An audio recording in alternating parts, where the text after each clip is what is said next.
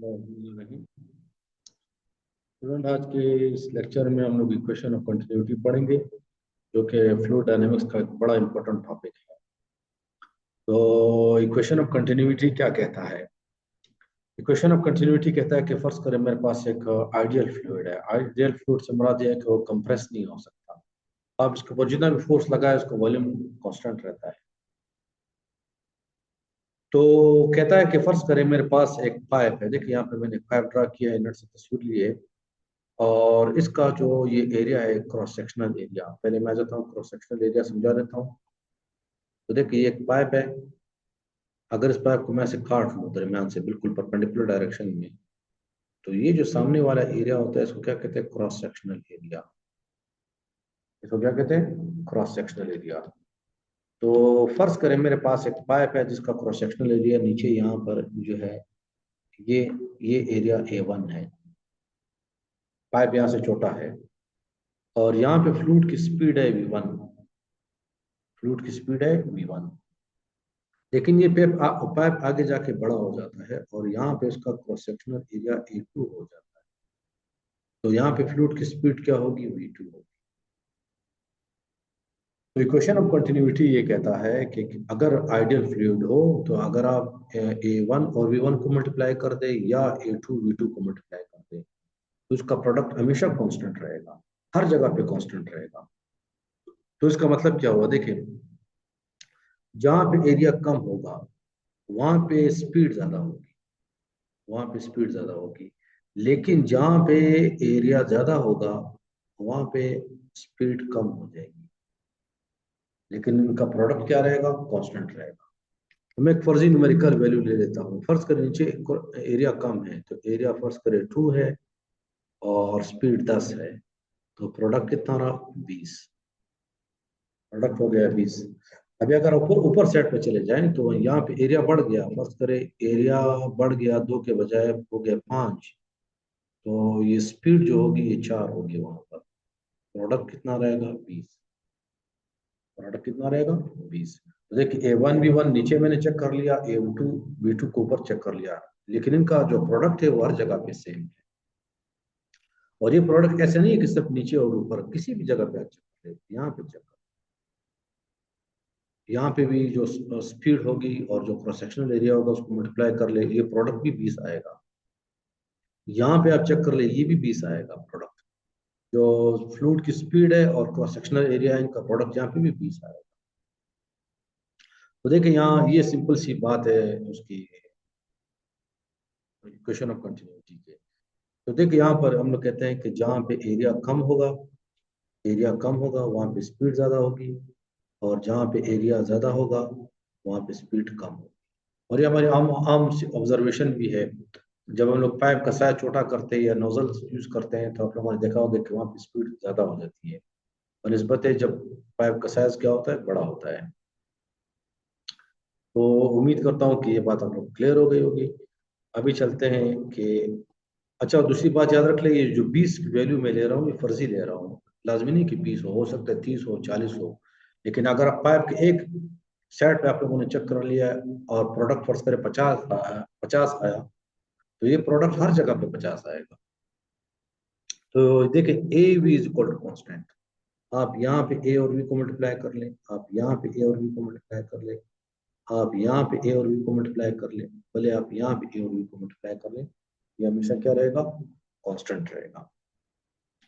तो ये कांस्टेंट का 20 होना जरूरी नहीं हो, फर्जी तौर पर मैं कह रहा हूँ। और याद रख लीजिए कांस्टेंट हमें एक और चीज भी बताता है, ये हमें बताता है वॉल्यूम, वॉल्यूम फ्लो पर सेकेंड, फ्लो पर सेकेंड। ये इसको हम लोग कहते हैं फ्लो रेट, फ्लो रेट। तो इसको हम लोग ये भी कह सकते हैं कि वॉल्यूम फ्लो पर सेकेंड या फ्लो रेट भी क्या रहता है? कांस्टेंट रहता है। क्या रहता है? कांस्टेंट रहता है। और अभी वॉल्यूम फ्लो का मतलब क्या है? देखिए जब ये पाइप में से पानी जा रहा है तो उसका कुछ ना कुछ तो वॉल्यूम होगा। तो कहता है कि जो वॉल्यूम होता है पर सेकंड वो आप किसी भी जगह पे चेक कर ले कांस्टेंट आएगा।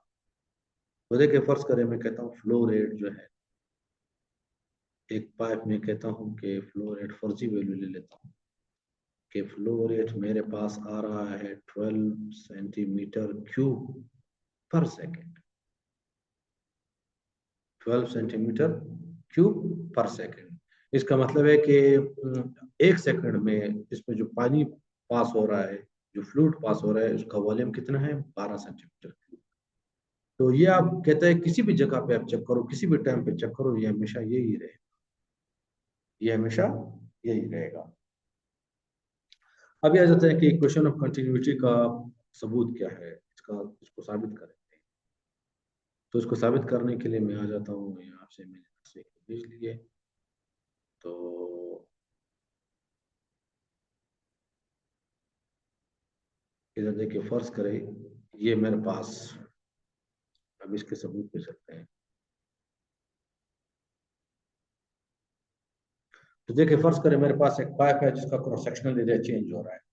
नीचे इसका क्रॉस सेक्शनल एरिया A1 है और यहाँ पे फ्लूइड की स्पीड V1 है।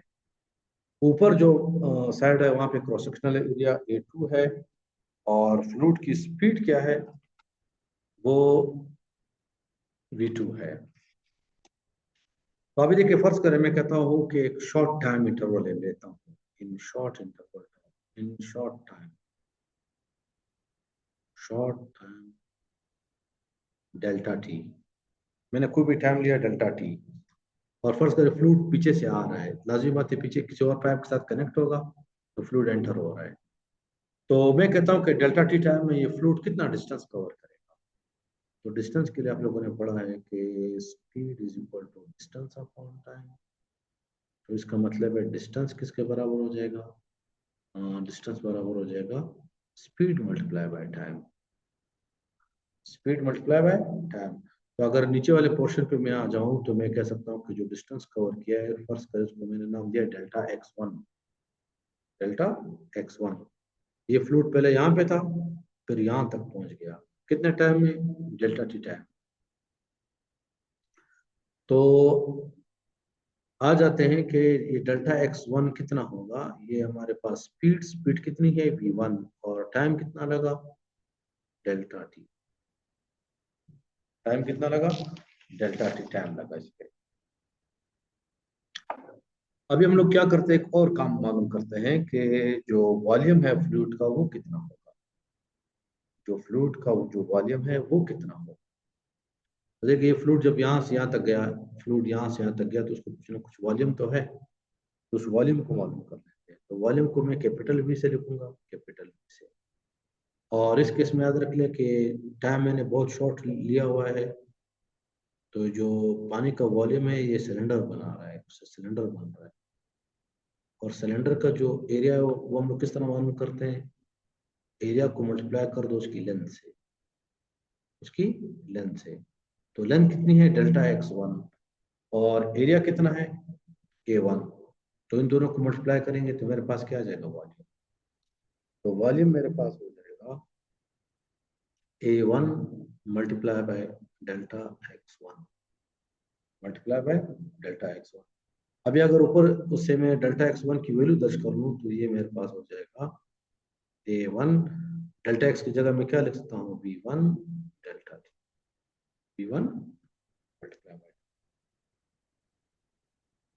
अभी देखिए आप लोगों ने पढ़ा है कि डेंसिटी जो है मास मल्टीप्लाई बाय वॉल्यूम के बराबर है, मास जो है डेंसिटी मल्टीप्लाई बाय वॉल्यूम के बराबर है। तो आप लोगों ने पढ़ा है mass is equal to density multiply by volume. तो फर्ज करें जो फ्लूइड यहाँ से एंटर हुआ यहाँ से यहाँ तक, उसका मास था डेल्टा m1। तो मैं क्या लिख सकता हूँ कि डेल्टा m1 को लिखूंगा, मतलब डेल्टा टी में जो जितना फ्लूइड ने हरकत की, उसका मास कितना है, डेल्टा m1। तो उसको मैं कहूँगा रो मल्टीप्लाई बाय वॉल्यूम की जगह ये वैल्यू दर्ज कर दूंगा, तो ये आ जाएगा A1 V1 delta T, A1 delta T. सही। तो ये इतने टाइम में जो फ्लूइड का मास था वो इतना था, डेल्टा m1। तो ये सिंपल से डेरिवेशन थी यहाँ तक। अभी आ जाते हैं कि अगर हम लोग ऊपर वाले साइड पे चले जाए, अभी अगर हम लोग ऊपर वाले साइड पे चले जाए,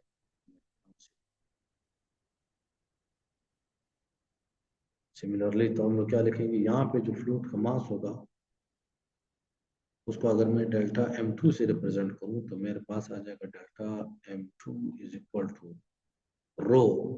फ्लूइड की डेंसिटी चेंज नहीं हो रही, fluid in in in incompressible है, लेकिन वहां पे एरिया कितना है a2, स्पीड कितनी है v2, और टाइम में एक जैसे ले रहा हूँ। फर्ज करें मैं यहाँ पे मैंने लिया 10 सेकंड टाइम लोअर साइड पे, तो उतने ही 10 सेकंड में जो फ्लूइड का मास होगा जो निकलेगा वहां से, वो मैंने क्या लिया, वो भी डेल्टा टी लिया टाइम। अभी याद रख लीजिए यहाँ पे हम लोगों ने एक बात की कि फ्लूइड इनकम्प्रेसिबल है, फ्लूइड इनकम्प्रेसिबल है, तो इसका मतलब है कि जितने केजी का फ्लूइड यहाँ से एंटर होगा उतना ही एग्जिट होगा, क्योंकि फ्लूइड कंप्रेस नहीं हो सकता। तो इसका मतलब ये हम लोग कह सकते हैं कि delta m1 is equal to delta m2। सही। अगर डेल्टा टी टाइम में 10 केजी पानी एंटर हुआ, फर्ज करें डेल्टा टी मैंने 2 सेकंड लिया और 10 केजी पानी एंटर हुआ, तो 2 सेकंड में 10 केजी पानी यहाँ से निकलेगा, कम या ज्यादा नहीं हो सकता। तो इसका मतलब मैं कह सकता हूँ कि delta m1 is equal to delta m2। तो अगर मैं दोनों वैल्यूज दर्ज कर दूं तो देखिए हमारे पास रिजल्ट सिंप्लीफाई हो जाएगा। तो रिजल्ट किस तरह सिंप्लीफाई होगा, डेल्टा m1 यहाँ से देखिए हमारे पास है रो a1 v1 डेल्टा टी, और डेल्टा m2 क्या है, रो a2 v2 delta T, delta T. अभी देखिए डेल्टा टी दोनों तरफ मल्टीप्लाई हो रहा है, ये सेम है तो कैंसिल हो। और दूसरी बात है कि रो जो है वो भी कांस्टेंट है, क्योंकि हम लोगों ने कहा था कि फ्लूइड इनकम्प्रेसिबल। अगर फ्लूइड कंप्रेसिबल होता तो हो सकता था कि नीचे डेंसिटी ज्यादा हो ऊपर कम हो, लेकिन फ्लूइड फ्लूइड इनकम्प्रेसिबल है, तो इसकी डेंसिटी हर जगह पे कांस्टेंट है। तो हम लोग रो को भी कैंसिल कर, तो जब रो को कैंसिल कर दिया तो इसका मतलब ये हुआ कि a1 v1 is equal to a2 v2 a2 और ये हमारे पास इक्वेशन ऑफ कंटिन्यूटी जो है वो साबित हो गया कि a1 a2 is equal to a1 v1 is equal to a2 v2। अच्छा, आप इस इक्वेशन को इस तरह भी डिराइव कर सकते थे कि फर्ज करें आप यहाँ पे इसको डेंसिटी को लिखते रो वन, यहाँ पे लिखते डेंसिटी को रो टू, यहाँ पे डेंसिटी रो वन, यहाँ पे डेंसिटी रो टू, लेकिन बाद में आप ये आर्गुमेंट देते कि रो वन और रो टू बराबर है और ये रो के बराबर है। बाद में भी आप ये आर्गुमेंट दे सकते थे, तो फिर उस केस में क्या होगा, रो वन और रो टू की जगह रो आ जाएगा और ये कैंसिल हो जाएगा। तो मैंने इस तरह किया, आप इस तरह भी कर सकते हैं बुक के मुताबिक। तो ये था इक्वेशन ऑफ कंटिन्यूटी। तो अभी यहाँ पे एक छोटा सा क्विज आप लोग को देता हूँ कि फर्ज कर एक पाइप है, उसका क्रॉस सेक्शनल एरिया एक जगह पे 6 है और वहां पे फ्लूइड की स्पीड जो है 5 है, फ्लूइड की स्पीड 5 है, लेकिन एक दूसरी जगह है वहां पे जो क्रॉस सेक्शनल एरिया है 2 है।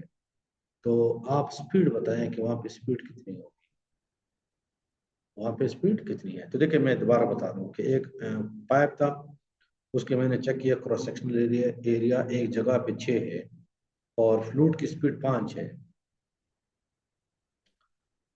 और दूसरी जगह पे क्रॉस सेक्शनल एरिया 2 है। तो मैं आपसे पूछता हूँ कि फ्लूइड की स्पीड वहां पे कितनी होगी, आप लोग बता दें कि कितनी होगी। वीडियो को पास कर ले, थोड़ी देर बाद मैं बताता हूँ। तो देखिए 6 5, ये प्रोडक्ट कितना रहा, 30, लेकिन ये प्रोडक्ट बाद में भी 30 होगा, लेकिन ये प्रोडक्ट 30 कब होगा, जब ये तो 2 है लेकिन इसके साथ क्या चीज मल्टीप्लाई हो जाए, v के 30 हो जाए, तो v जो है 15 होना चाहिए। v कितना होना चाहिए, 15, क्योंकि देखिए 6 5 30 और 15 दूनी 30, तो ये प्रोडक्ट दोनों केसेस में क्या आ गया, सेम आ गया।